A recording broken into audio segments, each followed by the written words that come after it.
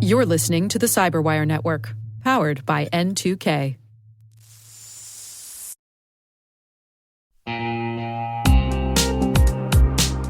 Managing the requirements for modern security programs is increasingly challenging and time-consuming.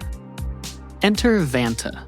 Vanta gives you one place to centralize and scale your security program. Quickly assess risk, streamline security reviews, and automate compliance for ISO 27001, SOC 2, and more. You can leverage Vanta's market-leading trust management platform to unify risk management and secure the trust of your customers. Plus, use Vanta AI to save time when completing security questionnaires. CyberWire Daily listeners can get $1,000 off by going to vanta.com/cyber.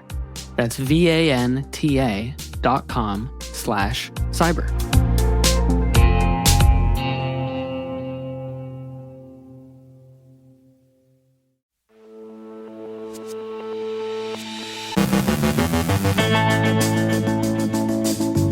Operation Cronos leaves LockBit operations on borrowed time. An alleged leak reveals internal operations from the Chinese Ministry of Public Security. An Israeli airline thwarts communications hijacking attempts. The alleged Raccoon Infostealer operator has been extradited to the U.S. ConnectWise patches critical vulnerabilities. Schneider Electric confirms a Cactus ransomware attack. Alleged Maryland money launderers face indictments. Russian hackers target media outlets in Ukraine. Our guest is Tomislav Pericin, Chief Software Architect at Reversing Labs, on the rise of software supply chain attacks. And Tinder hopes to reel in the catfish.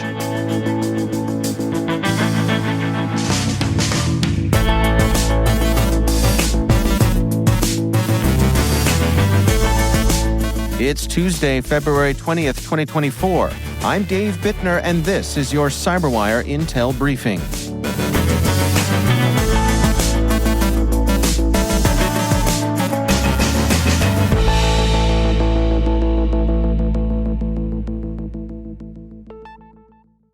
Thank you for joining us here today. It is great to have you with us.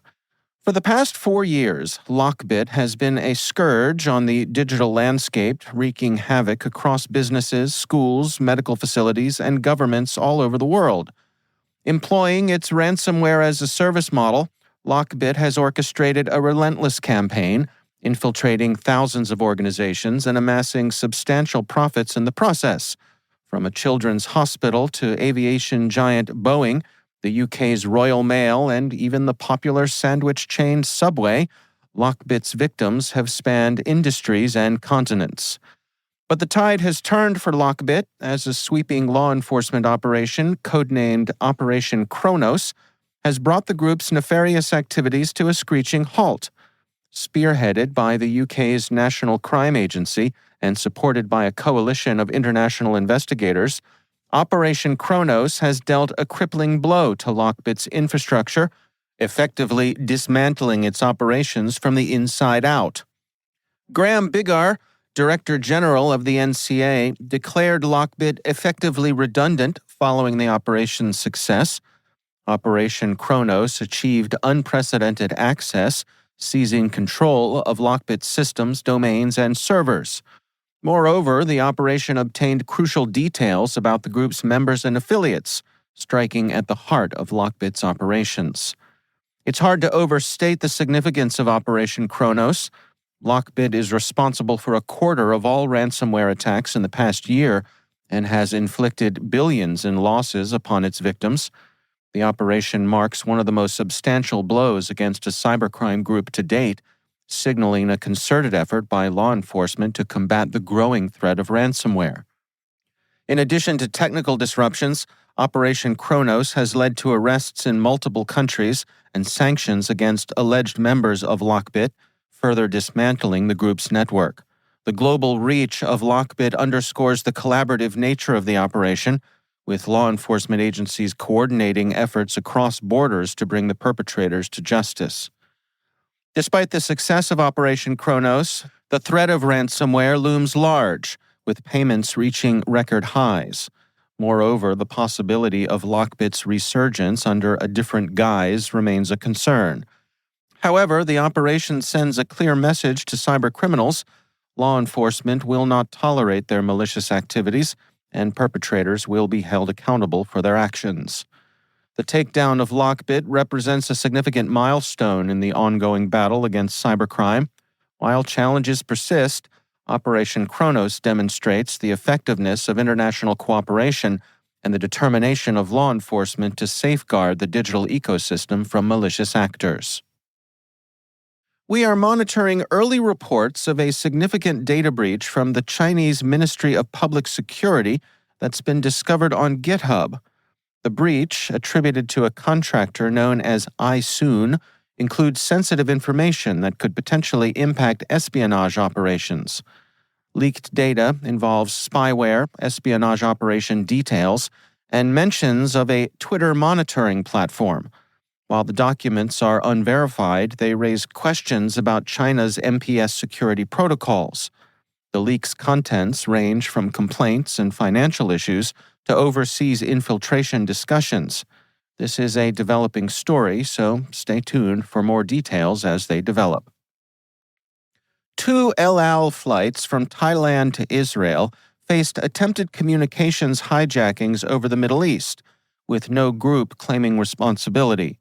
Suspicions point to Iranian-backed Houthis or a group from Somaliland.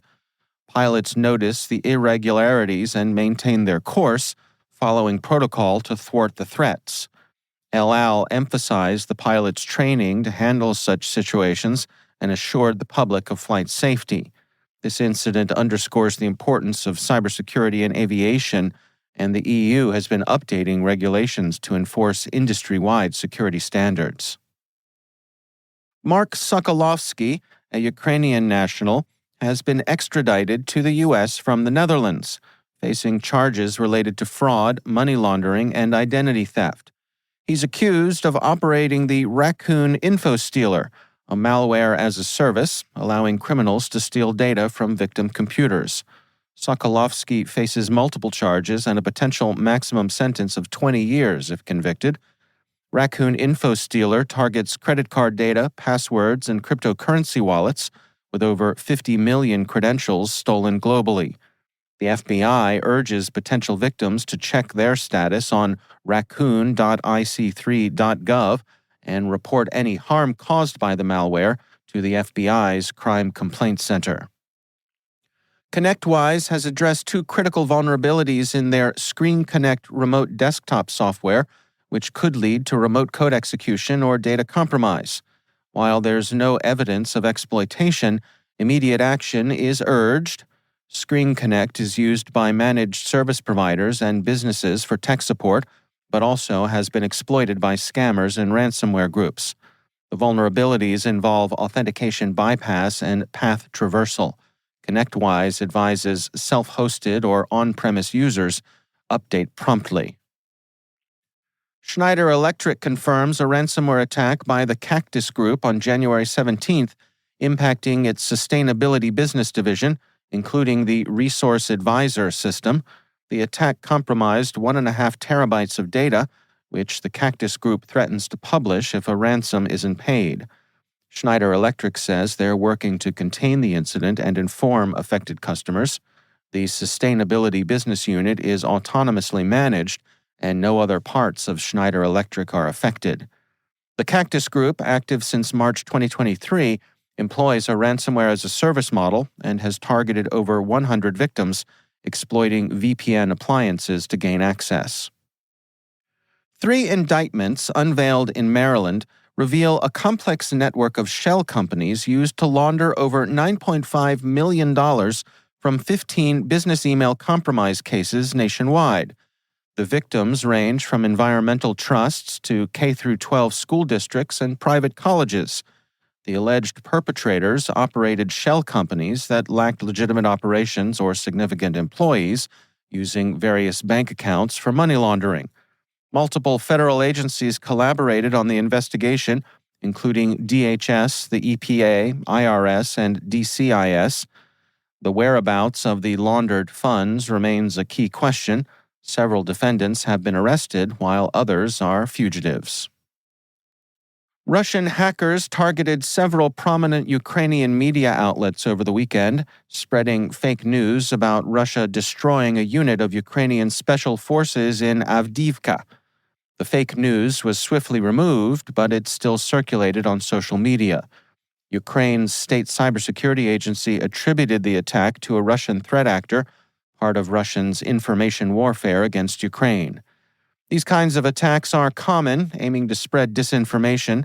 Notorious groups like Sandworm have targeted Ukrainian media before, and of course these attacks intensified during Russia's invasion since 2022. The goal is to destabilize Ukraine, spread propaganda, and undermine trust in authorities.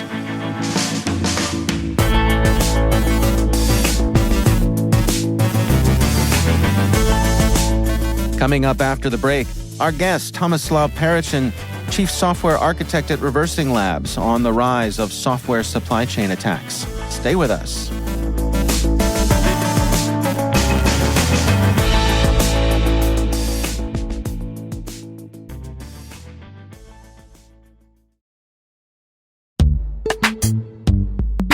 Imagine a world where you're always one step ahead of cyber threats, where your defenses are impenetrable because you see what others don't.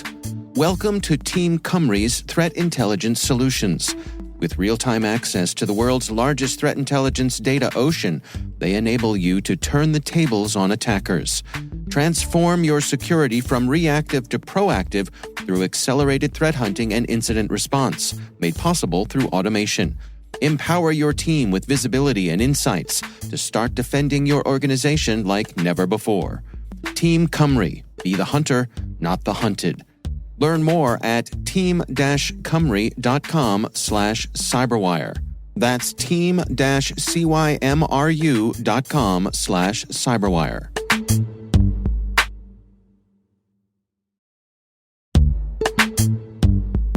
Struggling to secure on-prem apps with modern identity? Don't worry, you're not alone. Join industry leaders from Fortune 500 organizations to secure your apps on any cloud with any IDP, regardless of your environment's complexity. Meet Strata's identity orchestration platform, Mavericks.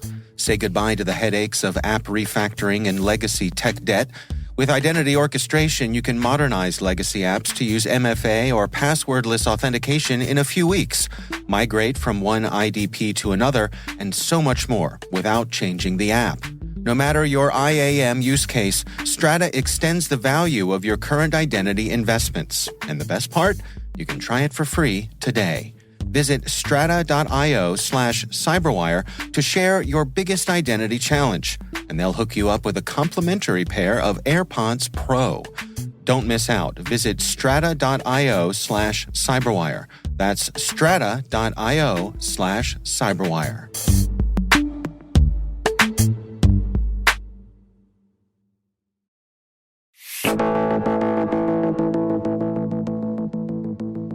Tomislav Pericin is Chief Software Architect at Reversing Labs.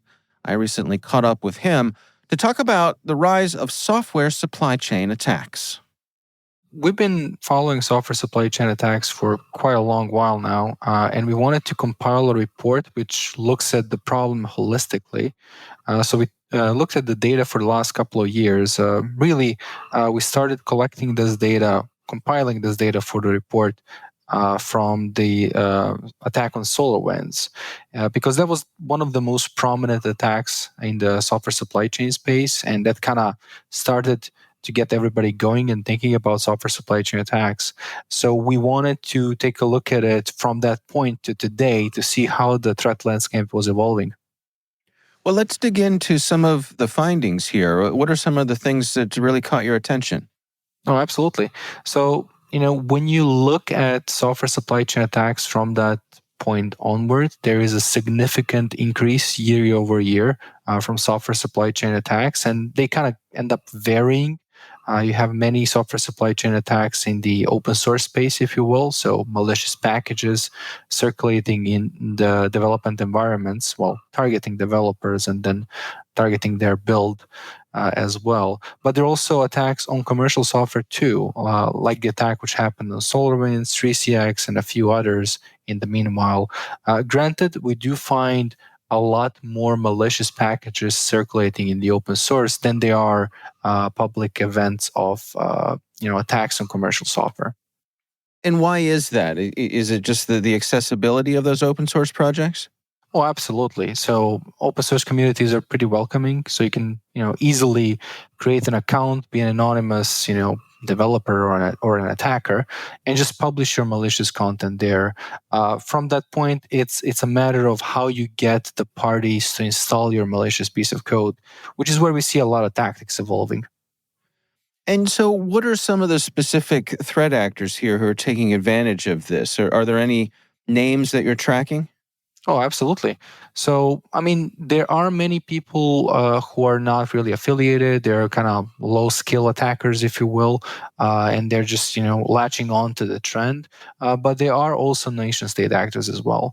So last year was actually the first year we were able to attribute one such attack to a nation-state. And specifically, it was interesting to us because this nation-state actor was interested in attacking both the open source communities, and more specifically parts of the community which deal with cryptocurrency, and also commercial vendors too. So that kind of shows that nation-state actors, especially financially motivated ones, are not really picky when it comes to the way they infect their targets. What are some of the other things that drew your attention? Well, there were many, what we like to call firsts last year, and just evolutions of tactics, how attacks are actually evolving. So one of the things we mentioned in our report, which was very interesting to me, is that the last year was the first year we saw a first, what we call a dual use type of a software supply chain attack. And this was a malicious package published in an open source community, which was targeting both the open source developers as part of that code being included in their package, but that package was also used for phishing campaigns at the same time. So they had this idea of writing the malicious code once and use it as many times as possible. So in this particular case, both for phishing and infecting the software packages. That's really interesting. What are you tracking in terms of things like login credentials or encryption keys? Is this part of what's going on as well? Yeah, it's all related. When you talk about software supply chain attacks, you tend to focus on the malicious aspect of it. But a lot of software supply chain attacks actually start by having credentials or access tokens leaked, because once that happens, you have a very easy way of penetrating the build environment. Basically, you can do anything you want with the build as soon as you have the keys to the kingdom, if you will. Where do you suppose we're headed from here? Is there any sense that that we're making progress here, or is this something that continues to grow? There's a lot of positive movements, really, in the software supply chain space. There's a lot of vendors who are getting involved to provide, people with tooling and capabilities to detect these types of things. And even open source community itself, OpenSSF, is not only advocating but creating some of the solutions that are meant to both protect the build environment, to kind of track the provenance of builds, to ensure everything is kind of signed, not tampered with.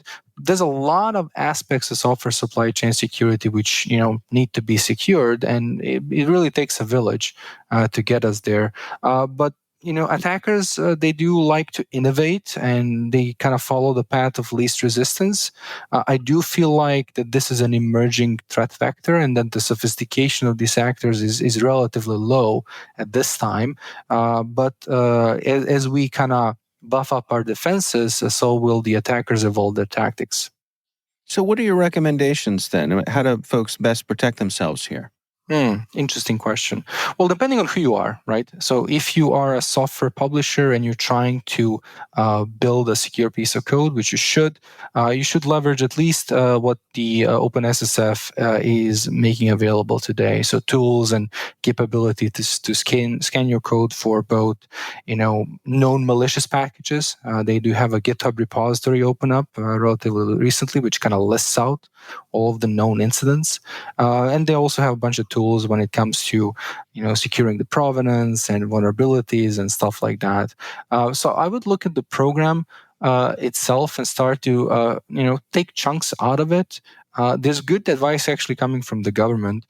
There's this framework I really, really like, published recently as a term. It's called Enduring Software Security Framework, ESF. There's a bunch of really good advice in there. It's not realistic for everybody. It's more like a guiding star. But if you start attacking the problem, I think we're all going to be in a better spot than we were yesterday. Our thanks to Tomislav Pericin from Reversing Labs for joining us.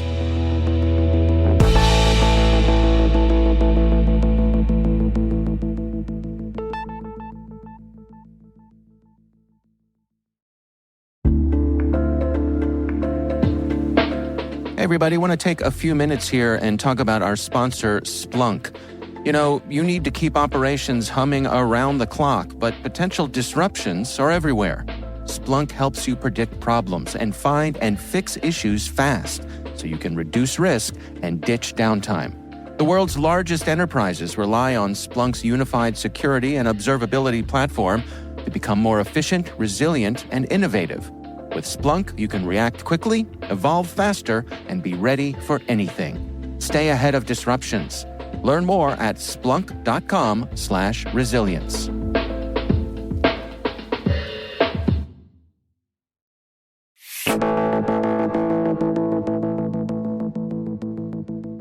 And finally, our Lonely Hearts Club desk tells us that Tinder is introducing advanced ID verification in the US, UK, Brazil, and Mexico to combat catfishing. Users must upload a video selfie and a valid driver's license or passport.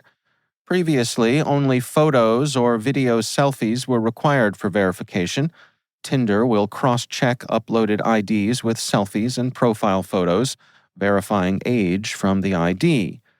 Users reluctant to upload IDs can still verify with a selfie, but get a camera icon, not a coveted checkmark.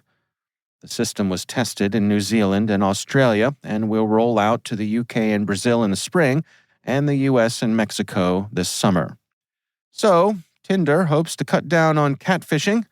Our guess is there will still be plenty of fishing for compliments.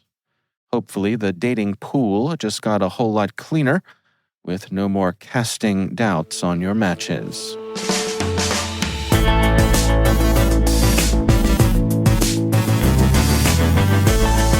And that's the CyberWire. For links to all of today's stories, check out our daily briefing at thecyberwire.com. Don't forget to check out the Grumpy Old Geeks podcast, where I contribute to a regular segment on Jason and Brian's show every week. You can find Grumpy Old Geeks where all the fine podcasts are listed. We'd love to know what you think of this podcast. You can email us at cyberwire@n2k.com. We're privileged that N2K and podcasts like the CyberWire are part of the daily intelligence routine of many of the most influential leaders and operators in the public and private sector, as well as the critical security teams supporting the Fortune 500 and many of the world's preeminent intelligence and law enforcement agencies. N2K Strategic Workforce Intelligence optimizes the value of your biggest investment, your people. We make you smarter about your team while making your team smarter. Learn more at n2k.com. This episode was produced by Liz Stokes. Our mixer is Trey Hester, with original music by Elliot Peltzman. Our executive producers are Jennifer Iben and Brandon Karp. Our executive editor is Peter Kilpie, and I'm Dave Bittner. Thanks for listening. We'll see you back here tomorrow.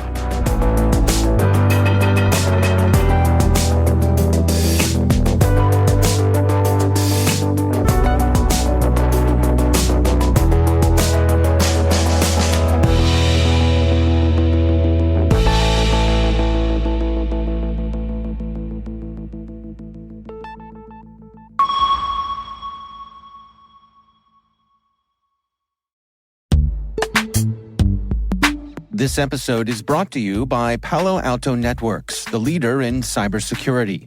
As AI-driven attacks increase, organizations can't afford to have network security that's stuck in the past. Discover how Palo Alto Networks can help you predict what's coming and proactively secure against it with a zero-trust, AI-powered network security platform built to secure whatever, whenever, wherever. To learn more, visit paloaltonetworks.com/network security platform.